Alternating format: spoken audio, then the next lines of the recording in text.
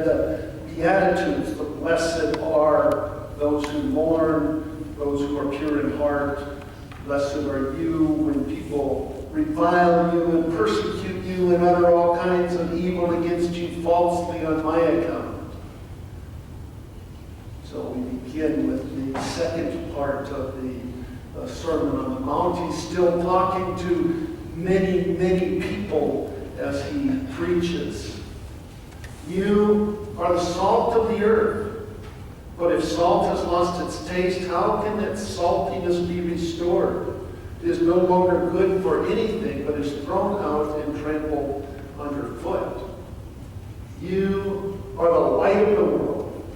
A city built on a hill cannot be hid. No one, after lighting a lamp, puts it under a bushel basket, but on the lampstand, and it gives light to all in the house. In the same way, let your light shine before others, so that they may see your good works and give glory to your Father in heaven. Do not think that I have come to abolish the law or the prophets. I have not come to abolish, but to fulfill. For truly I tell you, until heaven and earth pass away, not one letter, not one stroke of a letter will pass from the law until all is accomplished. Therefore, whoever breaks one of the least of these commandments and teaches others to do the same will be called the least in the kingdom of heaven. But whoever does them and teaches them will be called great in the heaven of God. For I tell you, unless your righteousness exceeds that of the scribes and Pharisees, you will never enter the kingdom of heaven. The gospel of the Lord. Praise to you, O Lord. I invite you to be seated.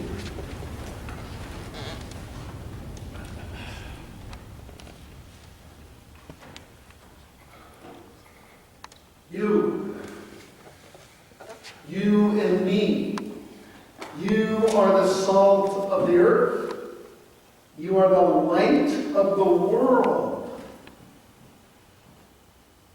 You're the salt of the earth and the light of the world. Let your lights shine before others so that they may see your good works and give glory to your Father in heaven. Have you heard that line before? At almost every baptism since the Green Book came out in 1978, we've said those words. We've handed a candle. We've lit it from the tall candle and handed a candle to either the person being baptized if they're old enough, or to the sponsors or the parents. And we have said, let your light shine before others so that they may see your good works and give glory to your Father in heaven. This is good stuff. Salt of the earth, light of the world. You are the salt of the earth. In the first century, salt not only made things taste better like it does now. I've gotten into the habit of watching these cooking shows on YouTube. And I don't know why, because I don't cook. I don't bake. But they put salt in everything, and they say, well, we're going to put a little bit of salt in this, and they've got these bowls of salt everywhere, and they just grab a handful and dump salt in just about everything. So salt is a vital thing in our culture, in our food, that makes things taste better. And they had salt then. They were right by the sea, the Mediterranean Sea and the Dead Sea, where they could get salt plentifully. And not only did it make stuff taste good, but it was a preservative for meat. So when they had plenty, they could salt the meat and store it for when there was not enough. Salt. When they heard you are the salt of the earth, that was something special. Salt was important. And Jesus is saying, you are important. You add flavor to the world. You preserve the world. You are the light of the world. Have you ever been out in the desert or up in the mountains, out away from city lights, from any kind of light? Maybe there's an overcast sky, so there's not even light from the stars and the moon, and you can barely see your hand in front of your face.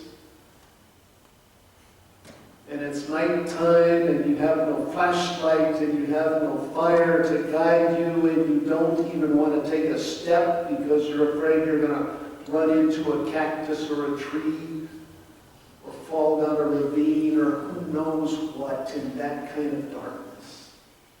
The people of the first century knew that darkness because there wasn't a lot of light. Light was a precious commodity. All they had to light their homes was an open flame, little oil-lit lamp.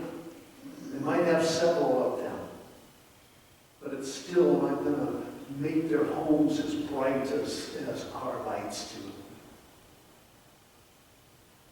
And light was something that could guide them. Jesus says, "Your light, you are the light of the world. A city on a hill cannot be hid." So a city, even though it just has houses full of these little open flames, could not be hid. It could be seen from miles away and give you guidance and give you assurance that there are other people nearby. Light. It's a good thing. You are the salt. You are the light. Jesus came. And he starts his preaching and his teaching, and he says, "Repent, for the kingdom of God has drawn near." He says, "I come to make all things new." Jesus is coming to turn the world upside down. To turn the way that they thought of the world to something different. And he does the same today because we fall into the same traps that they did in the first century, and even more. Jesus comes to change things. Jesus comes to be God's salt and God's light, to give us a path to follow. But he says, even though he comes to make all things new, he says, "Do not think that I have come to abolish the law or the prophets. I have come not to abolish, but to fulfill." We fall into the trap, I think, of thinking that the Old Testament is past history. That the Old Testament has no meaning. That the Old Testament has that God of wrath. That the Old Testament has old people in it who had old ways of thinking and doesn't make any difference to our lives today. But if we don't pay attention to the Old Testament, which was the scripture that Jesus grew up with, we can never know the fullness of God's grace, the fullness of God's mercy. We can never know the promise of the light and the salt. When an Old Testament Jewish person, or even a Jewish person of today, talks about the law, Jesus said, "I have not come to abolish the law or the prophets." So when a Jewish person says the law, they're not talking about just the Ten Commandments. They're talking about the whole Pentateuch, the whole first 5 books of the Bible. Genesis, Exodus, Leviticus, Numbers, Deuteronomy, all 5 of those books are considered the law. The things that God has given to his people Israel for them to follow. And God never gives a law just capriciously. God's laws were for the good of the people. God's laws, when he says do not murder, well, that makes life better for everybody. When he says do not steal, that makes life better for everybody. When God gives laws, they are for our good. Every law that he gave was for the good of God's people. And later in the Jesus story, we're going to hear in many weeks from now, the story of the Pharisee that comes to Jesus, or the lawyer that comes to Jesus and says, "Teacher, what is the greatest of the commandments? What is the greatest of all those laws in Genesis, Exodus, Leviticus, Numbers, Deuteronomy? What is the greatest of those laws?" And Jesus doesn't say, well, they're all important. They're all equally important. No, he says what? You heard me say it many times. Love the Lord your God with all your heart, with all your soul, with all your mind. And the second is like it. Love your neighbor as yourself. On these two hang all the law and all the prophets. But Jesus says he comes not to abolish those laws, but to fulfill them. Love God, love your neighbor. I had fun with the kids about shouting to the rooftops, raising your trumpet in that lesson from Isaiah that Kathy read. The first part of it is pretty harsh. God is telling his people through the voice of Isaiah that all of these sacrifices that you love to do and make yourself feel better about are nothing. I don't want to hear about your sacrifices. I don't want to hear about them until verse 6. Is not this the fast that I chose? To loose the bonds of injustice, to undo the thongs of the yoke, to let the oppressed go free and to break every yoke? Is it not to share your bread with the hungry and bring the homeless poor into your house? When you see the naked, to cover them and not to hide yourself from your own kin?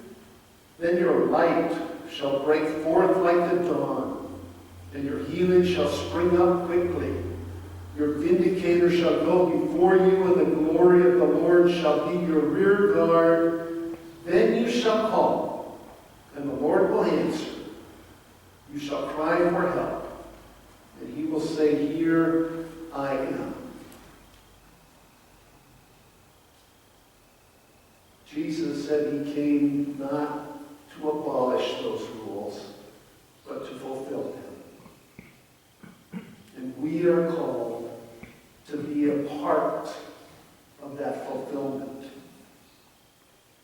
What we are and what we do is not us, but is a reflection of the glory of God. We are called to be a part of the fulfillment,